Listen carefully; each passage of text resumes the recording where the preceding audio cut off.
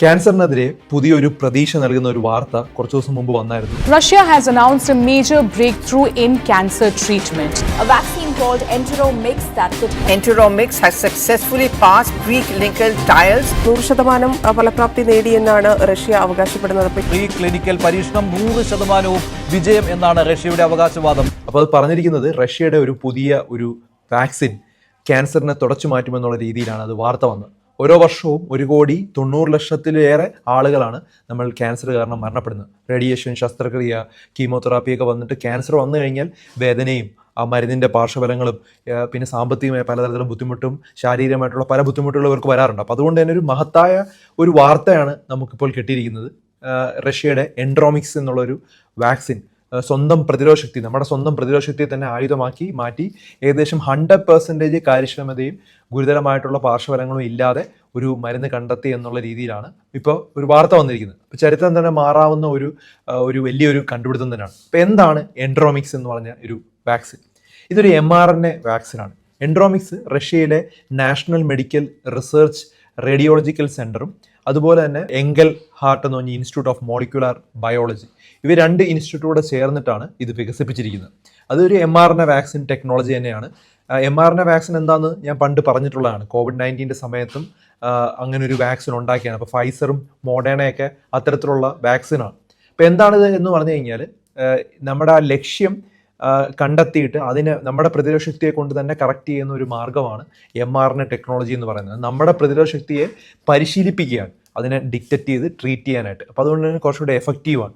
ഇപ്പോൾ ഏത് ക്യാൻസറിനെയാണ് ഇപ്പോൾ പരീക്ഷിച്ചതെന്ന് പറഞ്ഞു കഴിഞ്ഞാൽ അത് നമ്മുടെ ഈ കുടലിലെ ക്യാൻസർ, കോളോൺ ക്യാൻസറിനാണ് ഇപ്പോൾ 1ാം ഘട്ട പരീക്ഷണം കംപ്ലീറ്റ് ആയിരിക്കുന്നത്. അപ്പോൾ കോളോറക്ടൽ ക്യാൻസർ ഇപ്പോൾ നമ്മുടെ സമൂഹത്തിൽ വളരെയധികം കൂടിക്കൊണ്ടിരിക്കുകയാണ്. അവർ ഏകദേശം 48 രോഗികളിലാണ് ആ ഒരു പഠനം നടത്തിയത്. എന്തുകൊണ്ടാണ് കോളോറക്ടൽ ക്യാൻസറിൽ ഈ പഠനം നടത്തിയെന്ന് പറഞ്ഞാൽ ലോകത്ത് ഏറ്റവും സാധാരണമായി ഇപ്പോൾ കാണുന്ന ഒരു ക്യാൻസറായി മാറിയിരിക്കുകയാണ് ഈ കോളോൺ ക്യാൻസർ. ധാരാളം ഈ നോൺ വെജ് ധാരാളം കഴിക്കുന്നത് കാരണവും ഫൈബർ വളരെ കുറവ് കഴിക്കുന്നത് കാരണവും പല കാരണങ്ങൾ കൊണ്ട് ഇപ്പോൾ കോളോറക്ടൽ ക്യാൻസർ കൂടിക്കൊണ്ടിരിക്കുകയാണ്. ഇപ്പോൾ ഒരു കറക്റ്റായിട്ടുള്ള ഒരു ക്യാൻസറിന് തന്നെയാണ് ഒരു മരുന്ന് കണ്ടെത്തിക്കൊണ്ടിരിക്കുന്നത്. ഇപ്പോൾ എല്ലാ ക്യാൻസറിനും ഇത് ഉപയോഗിക്കാമെന്ന് ചോദിച്ചു കഴിഞ്ഞാൽ ഈ ഒരു mRNA ടെക്നോളജി വളരെ സ്വാഗതാർഹമാണ്. അതുപോലെ lung cancer, breast cancer, prostate cancer പോലുള്ള ക്യാൻസറുകളിലോട്ടും ഇത് വികസിപ്പിക്കാനായിട്ട് പറ്റും. പക്ഷേ ഇപ്പോൾ കണ്ടുപിടിച്ചിരിക്കുന്നത് ഈ ഒരു കോളോൺ ക്യാൻസറാണ്. പക്ഷേ എന്നാലും ഇത് വളരെയധികം ഫ്ലെക്സിബിൾ ആണെന്ന് പറയാം. നമുക്ക് ഓരോ രോഗിയുടെയും ഈ ഒരു പ്രത്യേക ട്യൂമറിൻ്റെ ജനിതഘടന അനുസരിച്ച് മാറ്റാനായിട്ട് പറ്റുമെന്നുള്ളതാണ് mRNA ടെക്നോളജിയുടെ ഒരു കഴിവെന്ന് പറഞ്ഞത്. ഇപ്പോൾ നമുക്ക് വ്യക്തിഗതമായിട്ടുള്ള വാക്സിനുകൾ ഉണ്ടാക്കാനായിട്ട് പറ്റും. അപ്പോൾ ഭാവിയിൽ ബ്രസ്റ്റ് ക്യാൻസറും ലങ് ക്യാൻസറും പ്രോസ്റ്റേറ്റ് ക്യാൻസറിനും ഒക്കെ ഒരു വാക്സിൻ കണ്ടെത്തി എന്ന് പറഞ്ഞാൽ നമുക്ക് വിശ്വസിക്കാൻ പറ്റില്ല, ഒരു പ്രതീക്ഷ നൽകുന്ന ഒരു കാര്യം തന്നെയാണത്.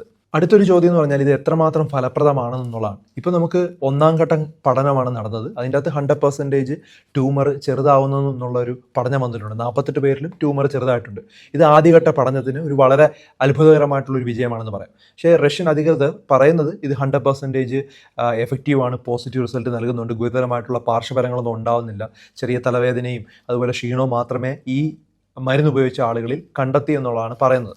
പക്ഷേ ഇത് 1ാം ഘട്ടം മാത്രമാണ്. നമുക്കിനി 2ാം ഘട്ടവും 3ാം ഘട്ടവും കഴിഞ്ഞാൽ മാത്രമേ ലോകാരോഗ്യ സംഘടനയും ബാക്കിയുള്ള രാജ്യങ്ങളും ഇത് അപ്രൂവ് ചെയ്യുള്ളൂ. ഇപ്പോൾ 1ാം ഘട്ടത്തിൽ ആദ്യം കുറച്ച് ആളുകളെ പഠനം നടത്തി, ഇനി 100 മുതൽ 500 ആളുകളെ 2ാം ഘട്ടത്തിൽ പഠനത്തിനായിട്ട് എടുക്കും. അതിലും പോസിറ്റീവായിട്ട് റിസൾട്ട് വന്നു കഴിഞ്ഞാൽ മറ്റ് രാജ്യങ്ങളോട് ചേർന്നിട്ടായിരിക്കും 3ാമത്തെ സാധാരണഗതിയിലുള്ള ഒരു പരീക്ഷണം നടക്കുന്നത്. അവിടെ നമുക്ക് 1000-ഓളം ആളുകളിൽ ഇത്തരത്തിലുള്ള ടെസ്റ്റ് ചെയ്ത് നോക്കിയിട്ട് അതിന് സൈഡ് എഫക്റ്റ് ഉണ്ടോ, എത്രമാത്രം എഫക്റ്റീവ് ആണ് എന്നൊക്കെ കണ്ടെത്താനായിട്ട് പറ്റും. ഇപ്പോൾ എത്ര സമയം എടുക്കുമെന്ന് ഇപ്പോൾ നമുക്ക് പറയാനായിട്ട് കഴിഞ്ഞില്ല. കാരണം mRNA ടെക്നോളജി ഒരു വളരെ വേഗത്തിൽ ചെയ്യാൻ പറ്റുന്ന ഒരു കാര്യമായതുകൊണ്ട്. പക്ഷേ നമുക്ക് പേഷ്യൻസിനെ ടെസ്റ്റ് എന്തായാലും ചെയ്തേ പറ്റൂ. അതുപോലെ തന്നെ എന്തെങ്കിലും പാർശ്വഫലങ്ങളുണ്ടോ മറ്റു കാര്യങ്ങളെല്ലാം ചെക്ക് ചെയ്യണം. അപ്പോൾ 2ാം ഘട്ടം ഒരു 100 മുതൽ 500 രോഗികളെ പരീക്ഷണം നടത്തിയതിനു ശേഷം അതിലൊരു പോസിറ്റീവ് റിസൾട്ട് വരികയാണ്, അവർ ആരോഗ്യ അവസ്ഥ മെച്ചപ്പെടുകയാണ്, സുരക്ഷയാണെന്ന് ഉറപ്പായാൽ നമ്മൾ 3ാം ഘട്ടത്തിലോട്ട് പോകും. സാധാരണഗതിയിൽ 3ാം ഘട്ടം ബാക്കിയുള്ള രാജ്യങ്ങൾ, ഇപ്പം യൂറോപ്പ് അതുപോലെ US-ലൊക്കെയാണ് സാധാരണ പരീക്ഷണങ്ങൾ നടത്തുന്നത്. അപ്പോൾ വ്യത്യസ്ത രാജ്യങ്ങളിൽ ഒരു വ്യത്യസ്ത ജനവിഭാഗങ്ങളിൽ നടത്തിയാൽ മാത്രമേ നമുക്കതൊരു അന്താരാഷ്ട്ര അംഗീകാരം ഈ ഒരു മരുന്നിന് കൊടുക്കാനായിട്ട് പറ്റുള്ളൂ. അപ്പോൾ ഇനിയും ഘട്ടങ്ങളുണ്ട്. പക്ഷെ എന്നാലും ഈ mRNA എന്ന് പറയുന്ന ഒരു ടെക്നോളജി ആയതുകൊണ്ട് നമുക്ക് കുറച്ചൊരു പ്രതീക്ഷയ്ക്ക് വകയുണ്ടെന്ന് പറയാം. അപ്പോൾ ഇത് ചികിത്സിക്കാനാണോ പ്രതിരോധത്തിനാണോ എന്ന് ചോദിച്ചാൽ ഇപ്പോൾ ഇറങ്ങിയിരിക്കുന്നത് ചികിത്സിക്കാനുള്ളതാണ്. ഈ എൻഡ്രോമിക്സ് എന്നുള്ള ഒരു ചികിത്സ ശരിക്കും വാക്സിൻ ആണെന്ന് പറയുവാണെങ്കിലും ശരിക്കും അത് ക്യാൻസർ ഉള്ള രോഗികൾക്കാണ് കൊടുക്കുന്നത്. അത് ക്യാൻസറിൻ്റെ ആ ട്യൂമറിനെ ഷ്രിങ്ക് ചെയ്യാനായിട്ട് പറ്റും. ഇപ്പോൾ കീമോതെറാപ്പി, റേഡിയേഷൻ പോലുള്ള ഒരു പരമ്പരാഗത രീതികളിൽ നിന്ന് വ്യത്യസ്തമായുള്ള രീതിയിൽ നമ്മുടെ പ്രതിരോധശക്തിയെ കൊണ്ട് തന്നെ ആ ഒരു ട്യൂമറിനെ ആക്രമിച്ച് കൊല്ലുന്ന ഒരു രീതിയാണ് ഈ mRNA ടെക്നോളജി. അപ്പോൾ നമ്മൾ മുടി പൊഴിച്ചിൽ, ഛർദിയിൽ, ഗുരുതരമായിട്ടുള്ള ക്ഷീണം, ഇത്തരത്തിലുള്ള പാർശ്വഫലങ്ങൾ ഇല്ല എന്നുള്ളത് വളരെയധികം ഒരു പോസിറ്റീവ് ആയിട്ടുള്ള വാർത്തയാണ്. ഭാവിയിൽ ഇപ്പോൾ ഹൈ റിസ്ക് കാറ്റഗറി ഉള്ളു, ഇപ്പം വരാൻ സാധ്യതയുണ്ട്. ഇപ്പം അച്ഛനും അമ്മയ്ക്കും അസുഖം ഉണ്ടെങ്കിൽ ഇവർക്കും കോളോൺ ക്യാൻസർ വരാൻ സാധ്യത ഉള്ള വ്യക്തികൾക്കൊക്കെ പ്രിവെൻറ്റീവ് വാക്സിനായിട്ട് ഇത് വരാനുള്ള സാധ്യത വളരെയധികം ഞാൻ കാണുന്നുണ്ട്. അപ്പം mRNA ടെക്നോളജി ആയതുകൊണ്ട് ഇതിനൊക്കെ മാറ്റാനായിട്ട് പറ്റുമെന്നുള്ളതാണ്. അപ്പോൾ ഇത് എങ്ങനെയാണ് പ്രവർത്തിക്കുന്നതെന്ന് ഒന്നുകൂടെ ഒന്ന് പറഞ്ഞ് മനസ്സിലാക്കി തരാം. നമ്മുടെ പ്രതിരോധശക്തി സാധാരണഗതിയിൽ നമ്മുടെ ശരീരത്തിൽ ബാക്ടീരിയ, വൈറസ് ഒക്കെ കയറുമ്പോൾ അത് ഫൈറ്റ് ചെയ്തുകൊണ്ടിരിക്കുകയാണ്. ക്യാൻസറും നമ്മുടെ ശരീരത്തിൽ പല സെൽസുകൾ ഉണ്ടാകുന്നുണ്ട്, അത് നമ്മുടെ ശരീരം ഫൈറ്റ് ചെയ്യുന്നുണ്ട്.